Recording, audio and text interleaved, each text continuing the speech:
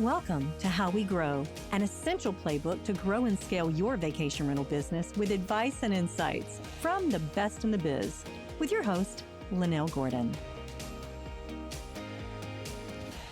Welcome to the Vacation Rental Show. I'm Lynell Gordon, your host, and I have with me Meredith Rumsey, who is an experienced leader in vacation rentals. She's been doing this for 8 years. She's been managing staff. She's basically been the right-hand man of an owner. And now, guys, this year she's branched out on her own and she's taken on a partner. She's a co-owner, but she is the operator here.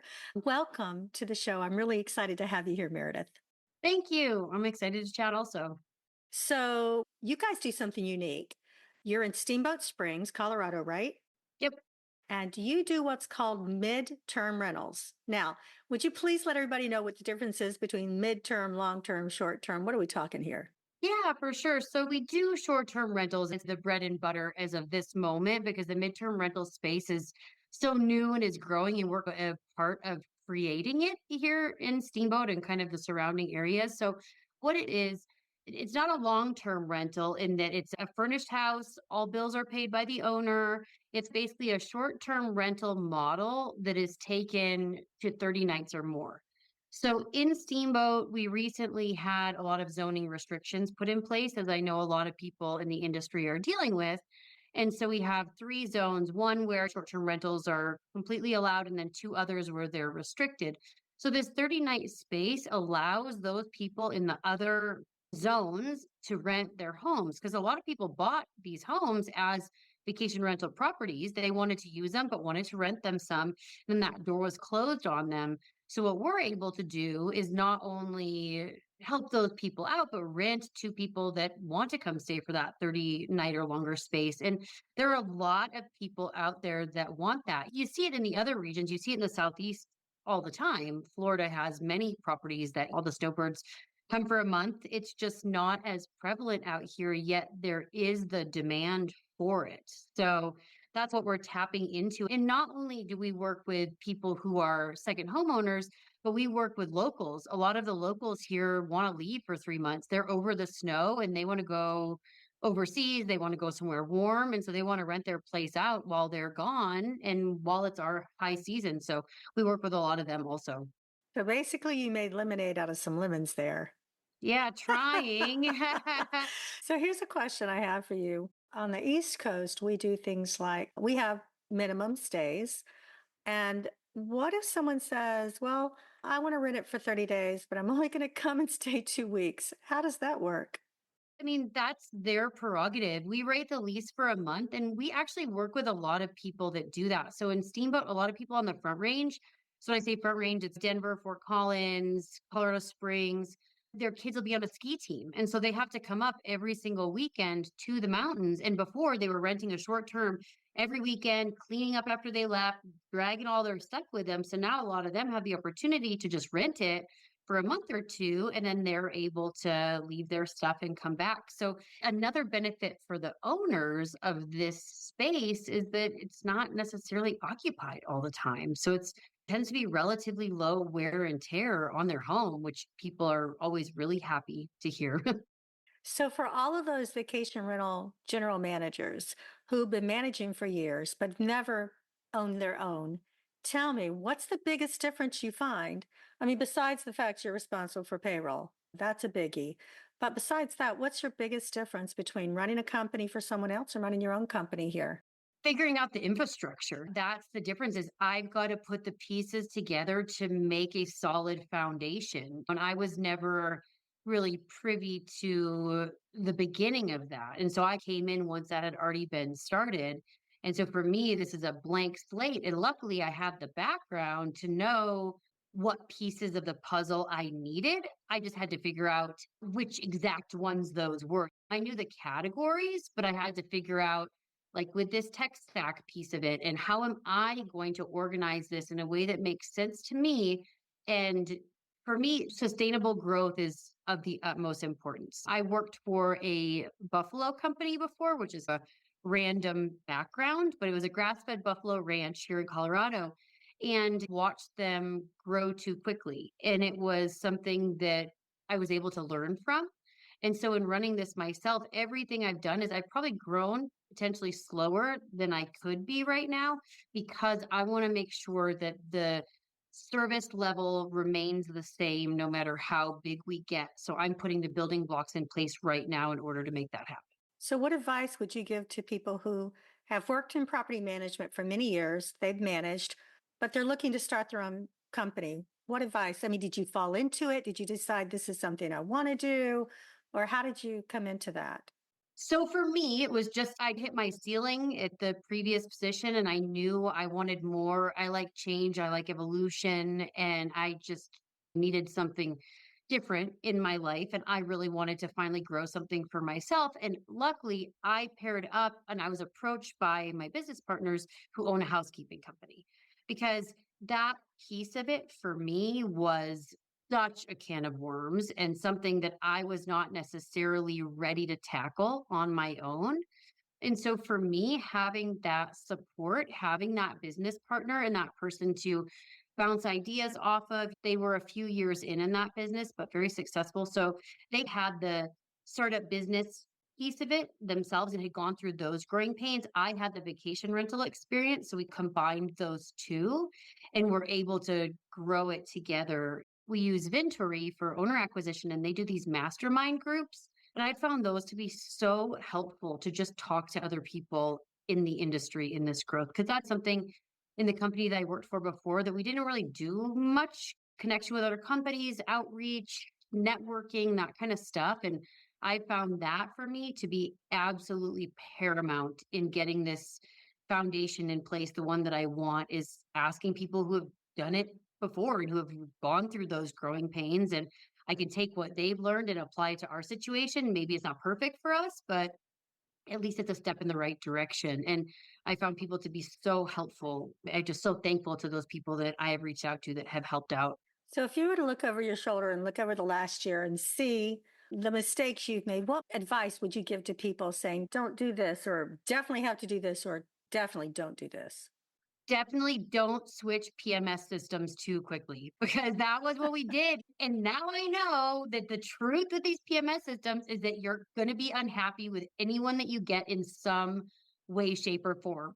And that for us was so challenging because we did exhaustive research. One of my partners is an auditor. So she's unbelievably organized and detail oriented. And we have spreadsheets on everything. So we had this massive spreadsheet on every property management system out there. So we did the research, we found one, and we had what I would have looked at that point in time as two major issues with it. But now that we did more research, switched, put in endless, countless hours to switch that, went through headache after headache and switching it, I did realize that the grass was not greener. So I think I would have stuck with the first one and tried to wait it out and figure out the other pieces of the tech stack that could have made it perfect for us. That is a common thread, guys. I will tell you, there is no perfect PMS. There's not. My biggest beef with some of the PMS is that they promise things that are coming down the line. So, my biggest advice would be don't buy a system with features that are coming down the line. Buy a system that has the features that you can live with. Because you're right. Yeah. They all have their own problems, they all have their own issues. But you're right. The grass is rarely greener. Now, there are times it is. When we moved from a DOS-based system into a Windows-based system back then, the grass was totally greener. It really was. Now, did we miss it for about 10 years until that other system finally got all the bells and whistles that the DOS system had? Yeah, it was painful. Yeah. And any kind of switch like that's painful. So, what other types of things would you caution people to be careful of?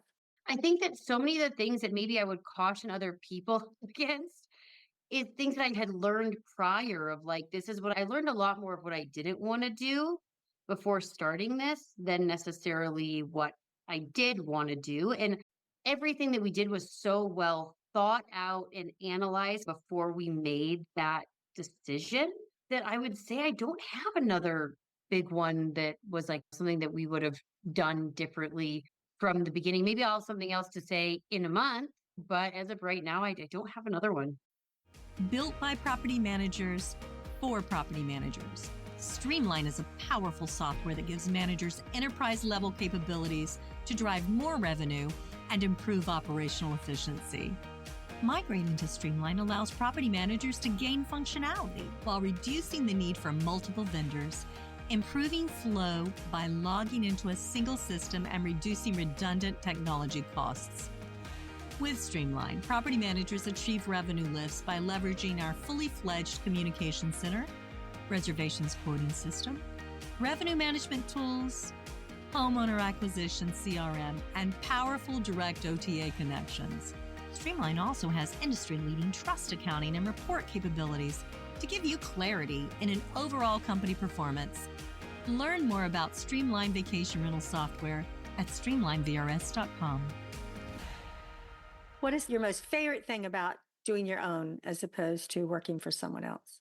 Being able to create the owner relationships and have the guest service level that is important to me, because I come from a hospitality background. I was always in restaurants, and no matter how bad your day was, you had to put on a happy face. As frustrating as it was, there's nothing that makes me more irritated than going into a restaurant, having a hostess who is just awful off the bat. I'm like, it's not that hard.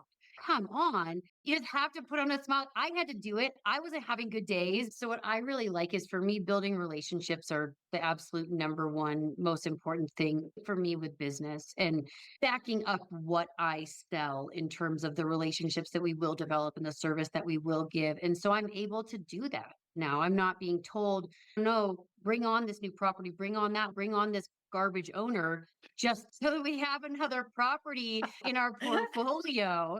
I'm able to say, oh, I don't think it's a good fit. he's not, he's not that bad. You know what? That advice has been given over and over to property managers. Don't take an owner that doesn't fit. You really should.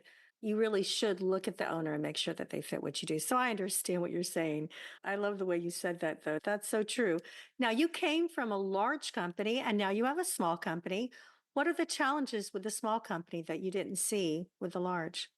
Just trying to figure out prioritization and what is the next most important thing, because I am the one answering the emails and responding to people on the OTAs and doing this stuff, but I also have to be working with the legalities of our contract and making sure that we get that in place before we send another one of them out. And so trying to think of, okay, what is my focus today and how do I not get distracted by those other little things that keep pinging in while I need to focus on something more important. So I think that's been the challenge. And also the question of, how much money do you put towards growth versus how much money do you put towards infrastructure? And is it the cart or the horse? And so we've had to really figure that out in terms of being small, is to, what does a marketing budget look like? And do we cut here so that we can really go strong with that marketing, or do we work more on the operations piece of it so that everything is super solid, and then invest in the marketing so that the name gets out there? So I think being small, finding the balance of that's been a challenge for sure. And we luckily found a great marketing company that's a bit newer. And so they've really been willing to work with us. And because not only are we new, but what we're doing is new. And so it's not exactly cut and dry and hand it to a marketing company that's done this a million times before. It's somebody that's willing to work with our budget, and then somebody that's willing to say, okay, we have to help you figure out how to create this thing versus working with the wheel that's always been there. Let me ask you one more thing. I was thinking about the PMS that you were talking about, and especially because you did such great due diligence. Let me ask you this. The number one thing that you look for in a property management system, is it the accounting? Is that the most important thing that you need, is to be able to account for your money? So funny that you asked, because my partner is an accountant and an auditor. So I got the best of both worlds, where they have a housekeeping company and then she's an accountant by trade. Because if there were two things that I didn't want to touch with a 10-foot pole, I would say it was those two things. So that's why the partnership was so perfect. But for us, that was unbelievably important. That for me, the operations piece of it was the most important, because I needed this thing to work for our day to day. And I want to be able to staff as lean as possible to maximize our profit. but I need to be able to operate effectively and efficiently. She has the same thing with her accounting side of it. And she knows that so well that I think she asks a lot of questions that a lot of other people wouldn't ask.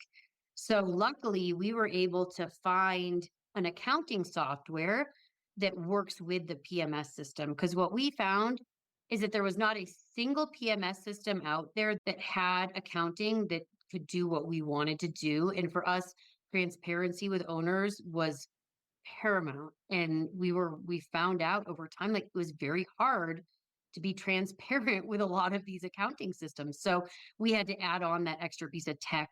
It's called clearing. It's fabulous. They're younger, but they're going in the right direction, I would say. So the larger PMSs, you were priced out of the market with them, is what you were Yeah. saying to start with off the bat. The ones that Yeah. had the built-in systems. Okay, fair enough. So I'm going to ask you to tell me your favorite vacation rental owner story or your favorite vacation rental guest story. Okay, so this is definitely a good one. So this guy had Ring camera systems, and at first he seemed like pretty OCD, but it's okay. That can be a good thing or a bad thing, but we're going to go with it's going to be a good thing. And I get a call from one of his first guests, and they say, "Hey, pretty laid back, but this is not okay. Owner has been talking to us over the Ring camera system." And that she was outside, and I believe she was smoking a cigarette or something like that outside, like totally legitimate spot. And it was like there's no smoking on our property. Also making comments about the people that were like in the hot tub, and it was a new owner. It was a very large home. It was a great account. So I had to say, hey, we can't really talk to guests over the Ring camera system. And he lost it on me. Like, who did I think I was? And blah, blah, blah. And how difficult I was to deal with. And anyways, long story short, he ended up leaving the program. But I just never in a million years would have thought that in starting a relationship with an owner, I'd have to like make a caveat of, oh yeah, and by the way, you can't talk to people over the Ring camera. We had an owner that had a camera outside as well. They can be really problematic or they can be great. I have a Yeah. camera system in one of the rentals that I have, and I turn it off unless I'm there. If I'm there, then I keep it. If there's nobody there, otherwise it literally gets unplugged. Nobody can get to it. The property management company has to go in and plug it back in. But we had an owner that came down to ask one of the guests out that he saw. So that, On the camera. yeah, yeah. And I was just like, that's not going to work for us. That's not going to work for us. It's actually unacceptable And it's illegal possibly in illegal. It's highly illegal, I would think, in North Carolina. The way that it went about, I can tell you the way it went about was illegal. Yeah. We had to nip that one in the bud and say that's not allowed. So Yeah. I like your story. I can Yeah. relate to that story. I know that there are a lot of people out there that can relate to that story. Is there any other advice that you'd like to give new property managers who are owner operators? Anything specific you want to share before I go? Because I want to give you opportunity to say whatever you want to say. Yeah, for sure. I think trying to find your own niche somehow. And I think that it's so hard to do in an industry that's so saturated right now. There's so many property managers out there, and you go to the conference and kind of the message is the same from everybody. But what we wanted to do was we had to find some place within the industry that we could really make it our own. And even if, yeah, maybe if the market isn't quite as big as it is for the STRs, if you're the only one doing it, then you've got a market. You've got a market share. And so I think if you can find those little things, whether or not it's more of a focus on the more of a travel agent style side of it, or it's partnering up with somebody in town to offer something. I don't know. I think for us, that's been so important to really differentiate ourselves and make ourselves known at a young age in this. So I guess that would be my advice. Well, listen, I really appreciate you coming on and talking about your first year. I hope that you'll come back next year. And let's talk about the challenges of year number 2, because I'm certain that you'll learn from this year. And I expect, based on your passion and love for this, you'll grow as well. Thank you. I appreciate it. Thank you so much. Thanks for being with us, Meredith. And it's really been nice to get to know you. That's awesome. Yeah, you also. Thank you. This episode of How We Grow is brought to you by Streamline. To find out more about how Streamline can help grow your vacation rental business, visit streamlinevrs.com. Make sure to search for How We Grow in Apple Podcasts, Spotify, and Google Podcasts, or anywhere else podcasts are found, and hit subscribe so you never miss an episode. On behalf of the team here at Inhabit, thanks for listening.